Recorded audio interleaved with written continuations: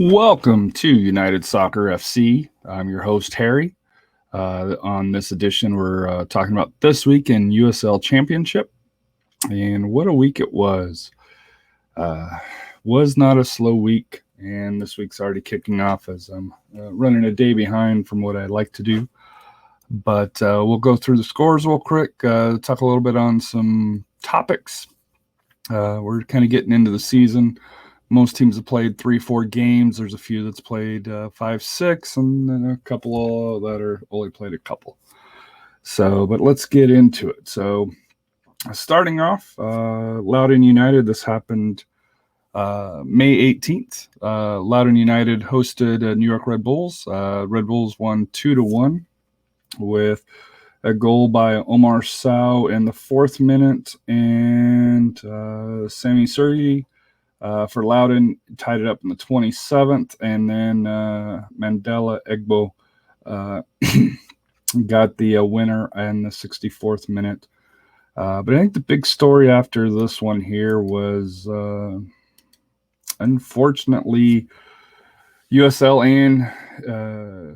and Loudoun United announced that they are launching an investigation into allegations of fans racial abusing players from the Red Bulls 2. United USL submitted a statement out, and really haven't heard a whole lot since then. It was fan related. Kudos to the Red Bulls striker for maintaining his professionalism. When the chance came forward, and hopefully Loudoun Stampede, the team supporters group, will hopefully it wasn't one of their members, and if it was, hopefully they will address it in a manner that it deserves to be, and that should be banning that individual from ever attending a USL Championship game again in the future. Moving on was probably the surprise of the week. Atlanta United 2-5, FC Tulsa 0. And what can you say about Atlanta United 2? They from about 10-minute period, from the 34th minute to the 45th minute, Chris Allen scored in the 34th. 36, Aiden McFadden scored in the 36th and the 39th minute, and Tyler Wolf scored in the 45th minute. Jorge Corrales of Tulsa ended up getting the double yellow, so a red card. And then, of course, Atlanta United got the 5th goal in the 80th minute by Coleman Cannon. Etc. This was... It was an unbelievable game. If you had told me somebody was going to win 5-0 going in, I would have said Tulsa, not Atlanta United 2. So hats off to Atlanta United 2. The second game on the 19th was Sporting Kansas City 2, LA Galaxy 2. It has to be kind of a disappointing game for the Galaxy Los Dos. They had... they were doing very well going in. Sporting Kansas City, on the other hand, was not. Sporting Kansas City actually got on the board first with the goal by Dominic Restar on the 60th minute, and Jorge Hernandez in the 73rd minute, got the equalizer, and that's how it ended. It was an interesting game to watch. Los Dos had their chances, but unfortunately could not take advantage of the opportunities. Moving on to Friday, in the opening of Wider Field in Colorado Springs, and my goodness, that stadium looks beautiful. I can't wait to visit. Unfortunately, the hosts got the early goal. Unfortunately, New Mexico United came back and got the next 3. Haji Berry in the 2nd minute got the switchbacks on the board first. However, Sergio Rifas equaled in the 8th, and Mando Moreno got one in the 49th. Andrew Tanari unfortunately got a second yellow in the 54th minute. So even though switchbacks were down a man, you figure that they had a good opportunity to at least come back and tie. Unfortunately, Daniel Bruce on a breakaway as switchbacks were pushing up came back and got the clincher for it, and a pretty convincing goal. It was a good goal by Bruce for there. Then the other game, Real Monarchs, Austin Bold, 1-1. But once again, this match is more about what happened afterwards. There was a statement, and there were allegations of a situation very similar to what happened with Rising in San Diego last year. Allegedly, Jason Johnson said a homophobic slur towards a Real Monarchs player. If you check out Jeff Reuter and his work on The Athletic, it's going to make this statement that I read to you seem kind of silly by USL. They stated on Friday, May 21st, a match between Real Monarchs and Austin Bold, a member of the Real Monarchs roster, brought forth allegations of a foul and abusive language in the form of a homophobic slur. The league opened an investigation into the alleged incident and interviewed all individuals involved. Through the findings, the league was unable to find sufficient evidence of the use of the foul and abusive language by the accused Bold player. Of course, then they go on, notwithstanding the findings, homophobic has absolutely no place in our league or community society, and the league will continue to stand forth, blah, blah, blah, blah, blah, blah. You read Jeff Reuter's report here, you got to kind of question a little bit about what kind of investigation that USL did do. I do believe Jason Johnson deserves the opportunity to be able to defend himself. To me, we've got to do better. As a league, they have to do. As pro referees, they have to do better. If you need to mic the fields, mic the fields. But to me, what kind of bothers me a little bit is I think through the recordings, you can kind of pick up some of the sound. So if you want to view that they said it, you could probably make that determination. But to me, the players on the field have to police themselves. If the players on the field won't police themselves and won't do what's right, and, I like Jason Johnson. He was, the first goal scorer for San Antonio FC, in the first matchup in Seattle against Sounders 2 at the time. Nothing but respect for him. It was, from my understanding, a class act in Phoenix. But you can't be using that language. Unfortunately, the league decided to not do anything. Now, Austin and Salt Lake City are playing as we speak here. Jason Johnson is not in the 18th in the 18, so take that as it is. For here. Moving on to Saturday, full slate of action. Indy 11 2-0 over Sporting Kansas City 2. Jordan Hamilton in the 53rd minute, and Manny Ortega in the 65th minute. Really not a whole lot to say. I'm not a big fan of Sporting Kansas City at this point here. Pittsburgh lost 1-0 to Charlotte. Irvin Pereira got a goal in the 34th minute. Christian Dean went down with the red card in the 66th minute, and unfortunately, Riverhounds still couldn't get it done. And it's early, but there has to be a little bit of warnings for the Riverhounds and Mongols out there. Next match, Louisville City FC and San Diego Loyal. So it was an interesting match. Cameron Laster got a PK. Soft, I guess you could say. I would say it's soft. It wasn't valid. Did he dive a little bit, enhance it? Possibly. but he went down. The ref gave him the call along those lines here, so he got the call. Kyle Gregg just signed formerly St. Louis FC. Still kind of shocked it took this long for him to get signed. Of course, he comes on and gets probably one of the most flukiest goals that you'll ever see. If you haven't check it out. And then Jack Blake in the 90th minute for the Loyal just had a pissed off goal. Beautiful goal, but you could tell it was one that he was not happy with the result, because unfortunately the Loyal are still winless on the season. In the Battle of Florida, the Rowdies 2, the Miami FC 1. Rowdies still undefeated. 12th minute, Duba got the score. Billy Forbes equaled in the 36th minute. And then Sebastian Gutses got a penalty in the 79th minute to get away with the 3 points. Move on.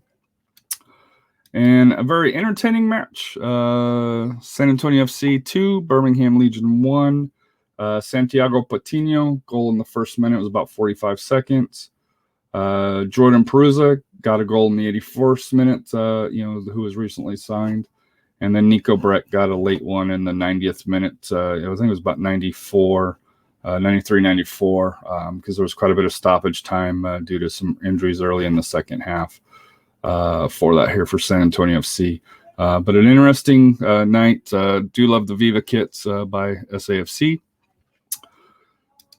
Next one, El Paso Locomotive 1, RGV 0. Luis Solinag, what can you say? He loves to score goals early against RGV. This one here, Tyler Derrick, I don't know what you're doing. 20 seconds in, passes, Solinag intercepts it, scores the open net. And Locomotive shut it down from there. RGV is much better this year. First road game. Elvis Amo got a red card in the 80th minute for the double yellow. So, he'll be missing the next week's game here. But solid win for El Paso and Copa Tejas. Disappointing result for RGV. Orange County got a 1-0 win over Sacramento Republic. Goal by Chris Whalen in the 33rd minute. A lot of opportunities.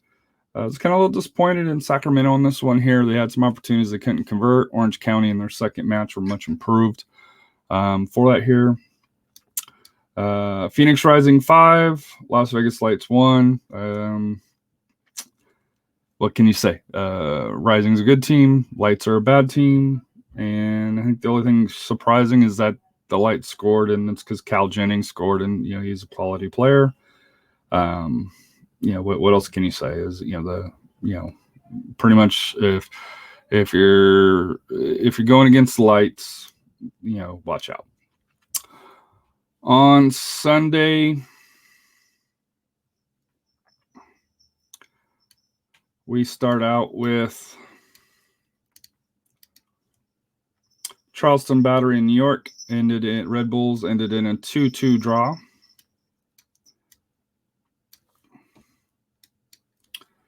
Goals. Charleston got out to an early 2-0 lead. Third minute goal and a 24th minute goal. Oli to see in the second half. Mandela Egwo get another penalty, and Raul Mitchell equaled in the 66th, and it ended from there. This game had tons of opportunities for each team to score. It was a very open game.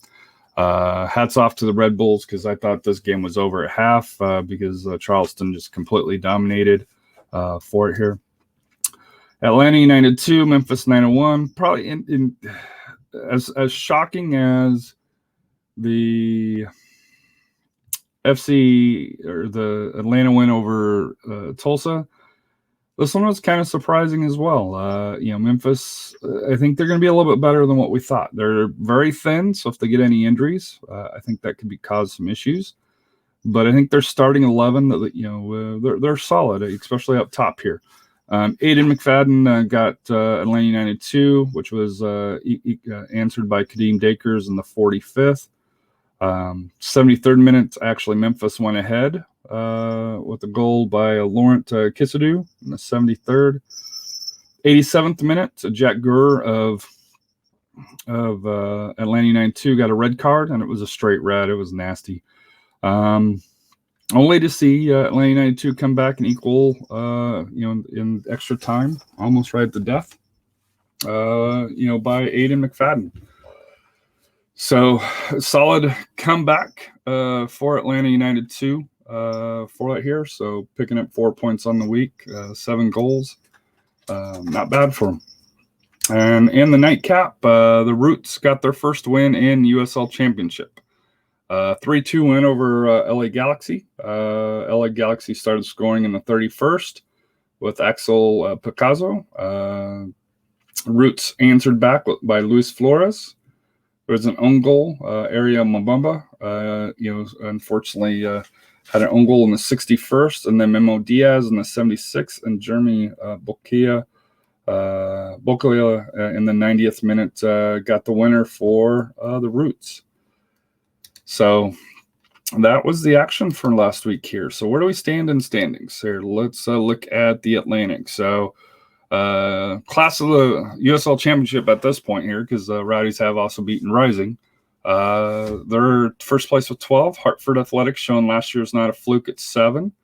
Miami FC at 6. Charlotte, I think, considered a surprise, for some, even though they had a solid year last year. But I think, myself included, thought they might take a step back. It's still early, but they played 3 games, and I didn't update it right here. The Red Bulls, 5 points here, but 5 matches played. You got to worry if they're going to start to drop down the standings once teams start to catch them. Charleston Battery, 3 matches played, 2 points. Probably a little bit disappointed. The Riverhounds, 3 matches played, only 1 draw. Has to be disappointing. -4 goal differential, which is not something you see from a Coach Lilly team. And then Loudoun United, they got bigger issues with fans in the stands. But 0-2 on the season so far here. Moving to the Central, Tulsa still in first despite the performance last week.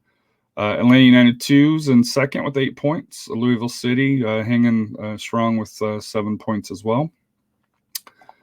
Indy 11, 6 points. Birmingham Legion playing right now. Beating Oklahoma City as we speak here with 4 points, so they should be moving up here. The Energy, that's another team we got to talk about here real quick here.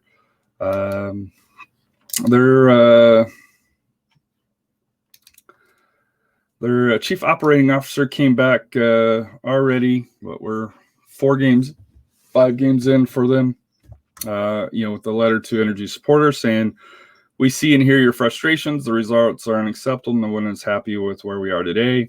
It comes down to accountability. It starts with me, our front office, technical staff, and the players. Where you take 100% responsibility for where we stand today. Deserve a winning culture. They're going to have a meeting with the fans. On May 20, Friday the 28th here at 7:00. So they're going to have a town hall. Even a Zoom link will be provided. So rough season early for the Energy, but I will say that Energy is usually up front and very forward thinking. So hats off to them for stepping out and reaching out to their fans. In the Mountain, RGV comes back to the pack here, 9 points with the loss to El Paso. San Antonio, New Mexico United, very close with 7. Locomotive, 2 games played at 4. Switchbacks, Monarchs, and Bold, and they're playing right now. I think at the half, the Bold are actually winning 1-0 here. So for that here. And then out west to the Pacific, Rising 9 points, Galaxy 8 points, Tacoma 7, Sac Republic 6. Orange County Roots have only played 2 matches. They got 3. And the San Diego Loyal. 4 games played, 4 losses, -7. Lights, we've talked about them before, -11 goal difference, and I think it's going to be a long season for them. But I think the early story has to be the Loyal and how disappointing they are.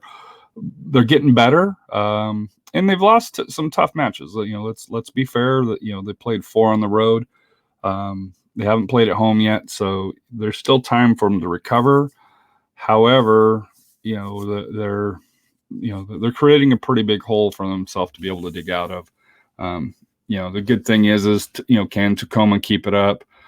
Or the Galaxy, they played 6 games, but only 8 points. So while they look good in the standings, they've also played more games than most everybody else. Double and triple of some of the other teams in the division. So look for the Galaxy possibly to slide down, but then you got Orange County and Oakland that's only played 2 matches. So it'll be interesting to see how that kind of shakes out. So where do we stand as far as the Supporters Shield? Right now, Tampa Bay Rowdies at 12 points. You got Phoenix, RGV, and Tulsa hanging around at 9, and then Atlanta United with 8. So still lots of time for it to go. And looking at the Wooden Spoon, I think we've already got a winner, but it's got to play out. Las Vegas Lights, San Diego Loyals in the hunt for that Wooden Spoon, Loudoun United, and I think the big surprise on there is Pittsburgh Riverhounds, and is only at 1 point with the -4 goal differential. Because there's a couple other teams that have only 1 point, but their goal differential is better. And then the Bold, unfortunately, in the 5th slot right now, for that here. So coming up this week here, already on, I'm recording this as the games are going on. Birmingham Legion, OKC Energy, and I think it's about ready to go final with the Birmingham Legion most likely going to get the W. Bold and Monarchs are at half on Friday. Red Bulls host Riverhounds, and pretty big game for both. It could be a I know it's early, but these points are valuable. Saturday, 29th, Hartford hosts Real Monarchs, so the second game there, so it'll be interesting at East versus West. Louisville City hosts Indy 11, and always a great match and for that here. The Miami C hopes Charlotte Independence. Oklahoma City Energy faces Memphis 901, and that could be a very winnable match for hopefully Oklahoma City. If Oklahoma City doesn't get it, it'll be interesting to see what comes of it. San Antonio hosts RGV in round 2. RGV's already beat San Antonio once this year. New Mexico United play Loudoun United, so that'll be interesting at the Lab. Like I said here, I expect New Mexico United to win pretty comfortably. Orange County hosts LA Galaxy 2. Sac Republic hosts Phoenix Rising in a rematch of one of the playoff matches from last year where Saul Masante punched Rising through because he actually punched the ball through and it didn't get called. And in the nightcap, San Diego Loyal hosts Phoenix Rising, Las Vegas Lights FC. All I got to say is the Loyal better win that one. You can't tie. If you don't, there is major issues in the land of San Diego. For that here. On Sunday, you got Atlanta United 2 hosting Birmingham Legion in a second match for the Legion this week, 2:30. You got Sporting Kansas City hosting El Paso, and the Bold in their second match hosting Tacoma Defiance here. So, interesting week. Thank you for tuning in to this week in USL Championship on United Soccer FC. My name is Harry. Please like and subscribe, and hope everybody has a great week.